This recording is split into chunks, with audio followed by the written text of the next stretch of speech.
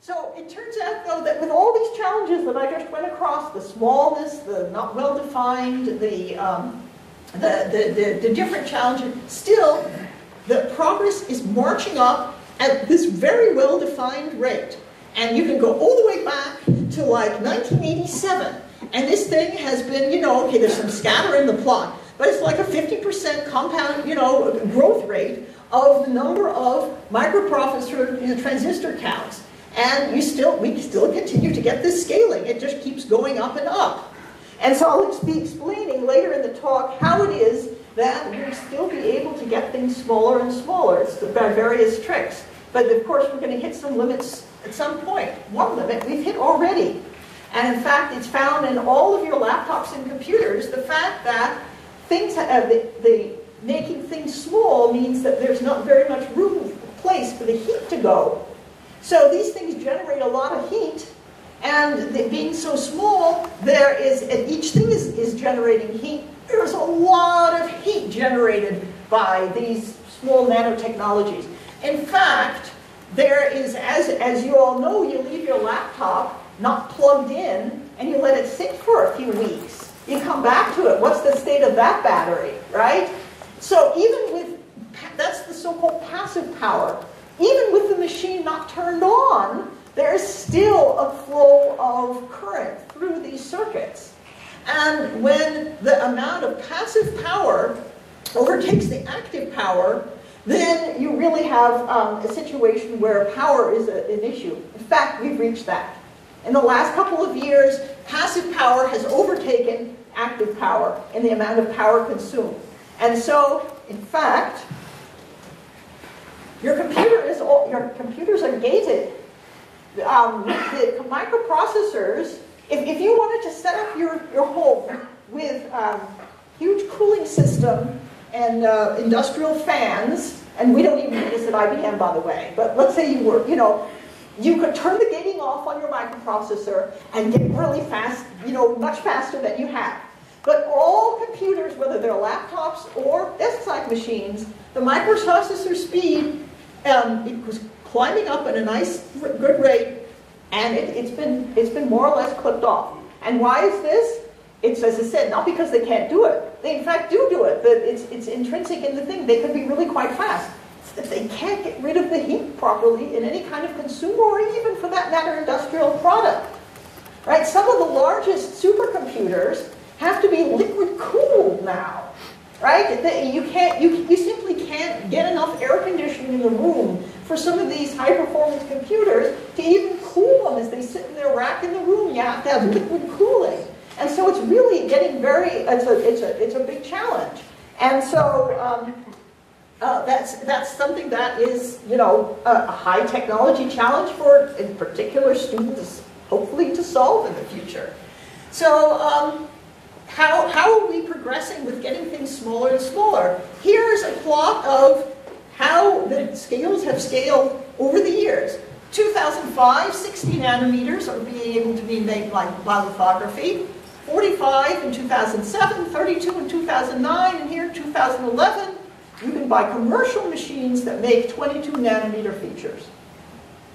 And there are various tricks that people use. For instance, a high-K dielectric material can be used to make, for instance, this 32 nanometer array with a high-K dielectric material is in it, and to get some that's one of the tricks that I mentioned that people are using to get this high density.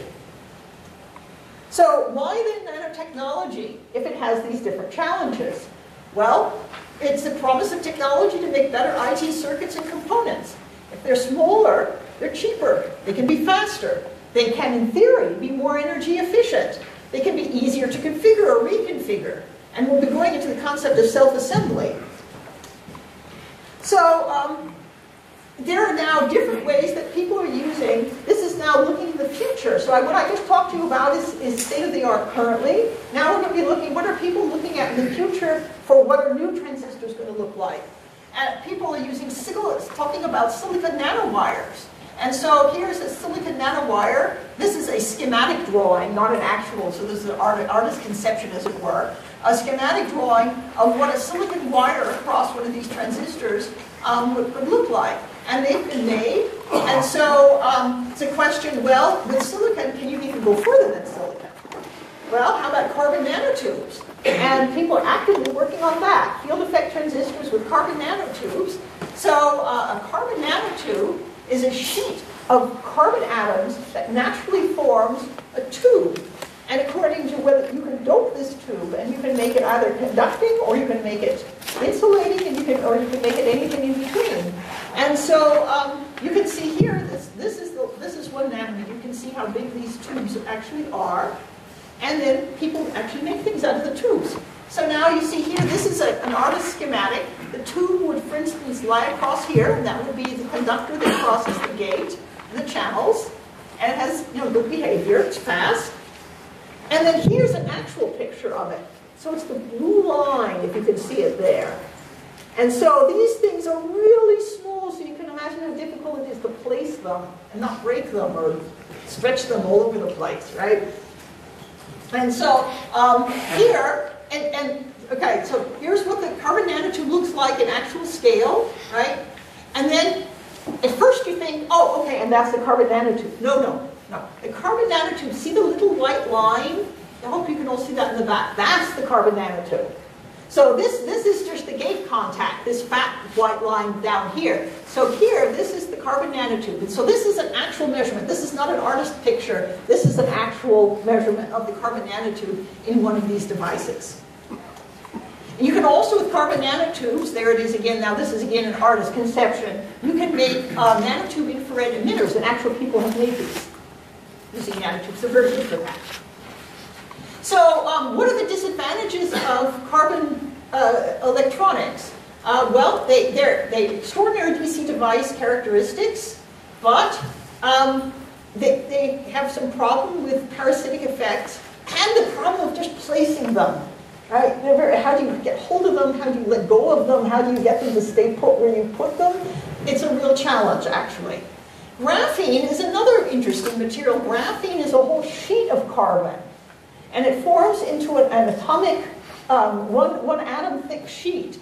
And this has enormous carrier mobilities and can make really thin channel FETs. It's very exciting. But the problem is that there's no method to produce high quality material on large area substrates, large areas suitable for manufacturing. And the band gap isn't as easy to open up as for carbon nanotubes. So there are challenges with these, and these are very hot areas of study, both from the technological point of view and also from a science point of view. So this is a question for the transistor. How could we reinvent the transistor? There are many new ideas out there, and the spin of this, I want to give many new ideas, many new opportunities for students to come and to do new and exciting things. Many things for students to learn, exciting areas for them to play in, and areas that they can make a large impact in technology to boot, as well as doing interesting science. Here's another challenge. Will FETs approach the so-called KT limit? That is KT, this is the Boltzmann constant, and this is temperature. And the problem is that the energy in one of these things gets smaller and smaller, and if it approaches room temperature, then you can actually get room temperature having enough energy to actually flip the state of some of these transistors, and of course we can't have that either, and so we have to have some logic that takes care of the fact that you can have this happening. So again, there are many different ideas out there, many different people trying different things. So it's not as if people are beating their heads against this, saying what to do, we've reached a barrier. No, it's far from that. Many different groups all across the country working on these exciting ideas and exciting things. And as I said, I think it's just a bonanza for students coming up for areas for them to look at. So they're even beyond that. There's spintronics, nanomechanics, DNA chemistry, plasmonics, all different areas. I'm going to be talking only about spintronics here because of time. So, and there's, here again, new materials, spintronics, quantum computing. So I'll be talking about some subset of these ideas in the rest of the talk. Because of the limits of time. But I encourage students who are interested in all of these and their teachers to explore all of them because they're all in the open literature. So the first new idea for the future that I'm going to be talking about in memory is storage class memory. So I've been talking before about field effect transistors, right? And I talked about the silicon nanowires and carbon nanotubes and graphene. Okay, now we're going to talk about new ways of doing memory. So what are people thinking about besides pattern memory? So, well, there's something called storage class memory. What do people mean by storage class memory?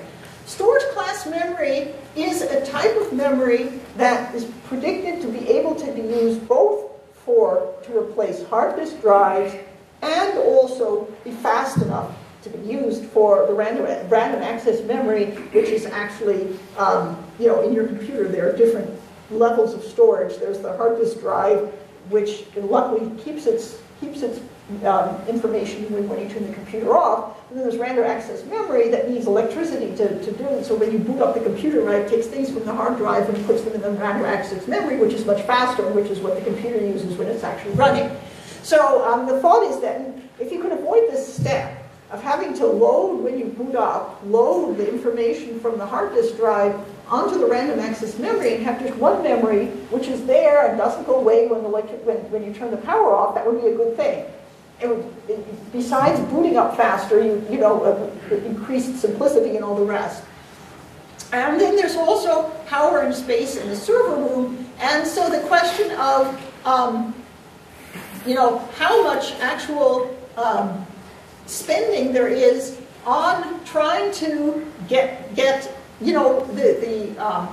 cache memory storage hierarchy is becoming a bottleneck that I just talked about. And the problem is, the number of the cost to get past this with the energy and all the rest. And so people are thinking, you're going to have machines that are this big in 2020 in order to get past this. So the thought is to have random access memory that combines random access memory and hard disk drives. Right now you have two, right? You have this one and this one, and you want to combine the two. And so you want to move away from the record player and moving parts. So the magnetic disk drive I talked about, of course, has the issue, it's a real moving part. This magnetic disk I talked about, as the computer is running, as many of you know, this thing is spinning at a high rate of speed, right? And so it has to spin up and it has to spin down. And that's one reason why you can't just shut off a computer and immediately start it up again, because the problem is that the thing has momentum and it's still spinning, and then you turn the computer back on if it's still spinning, and it thinks it's starting from zero and it can get things messed up. So having the record player and then this arm that comes and goes across here, it's a kind of an old-fashioned feel at this point. And it would be nice to get something that's solid state and doesn't have, for instance, the issues of the current, the solid state drives have only a finite number of reads and writes they can do in their lifetime. It'd be nice to have something that didn't have this limitation on it, and it was also, to be able to do both roles. And so the thought would be it would look something like this with layered compounds, and that you wouldn't have any moving parts.